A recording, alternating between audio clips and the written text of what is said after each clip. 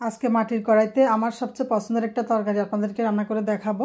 শীতকাল আসলে এই মূলার তরকারিটা আমার কাছে সবচেয়ে ভালো লাগে। আমি মুরগির মাংস, গরুর মাংস, শুটকি, মাছ সবকিছু দিয়ে মূলাটা রান্না করি। তো আজকে মাটির কড়াইতে কিভাবে রান্না করব সেই প্রসেসটা দেখিয়ে দিচ্ছি।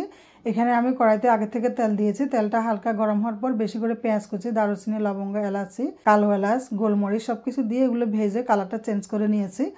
তো এখন সাথে দিয়ে দিচ্ছি আদা বাটা, রসুন বাটা। আদা বাটাটা একটু বেশি দিতে হবে। এই যে জয়ত্রী বাটা অ্যাড করেছি।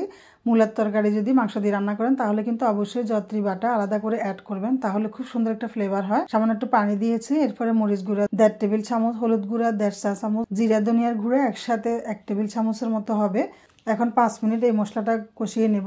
আর মাটির কড়াইতে যদি গ্যাসের চুলাতে রান্না করা হয় তাহলে কিন্তু চুলার আঁচ মিডিয়াম লো করে করতে হয়।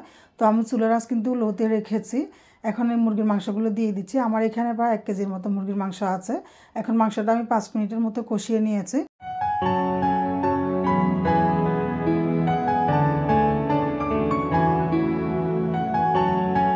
আলু আর মূলা দুটো এখন দিয়ে দিলাম। আর দিয়ে দিচ্ছে আমার ঘরে তৈরি গরম মশলার গুঁড়া 1/2 চা চামচের মতো হবে। এখন ঢাকনা দিয়ে দিলাম, একদম মাংসটা সিদ্ধ হওয়া পর্যন্ত রান্না করব।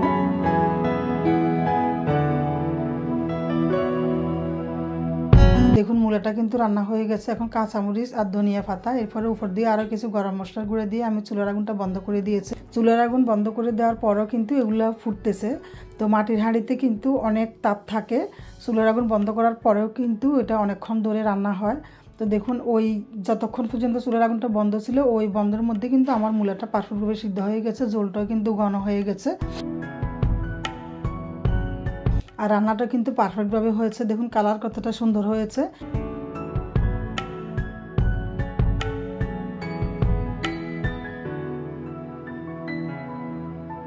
আজকে করলা ভাজি করছি, মূলার তরকারি রান্না করছি আর বোম্বাই মরিচ নিয়েছি সাথে। এরপরে বিকেলবেলা আমি বাফা পিঠা বানিয়েছি। একদমই সহজ পদ্ধতিতে আমি বাফা পিঠা বানিয়েছি।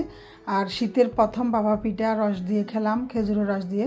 খেজুরের রসটা ছিল গত বছরের, আমার ডিপ ফ্রিজে সংরক্ষণ করা ছিল। একদম সহজ পদ্ধতিতে বাফা পিঠা আপনারা কীভাবে বানাবেন সেটার রেসিপি কিন্তু আমার কুকিং চ্যানেলে দেওয়া আছে। এই ভিডিওর ডিসক্রিপশনে আমি লিঙ্কটা দিয়ে দিব, আপনারা চাইলে দেখে আসতে পারেন।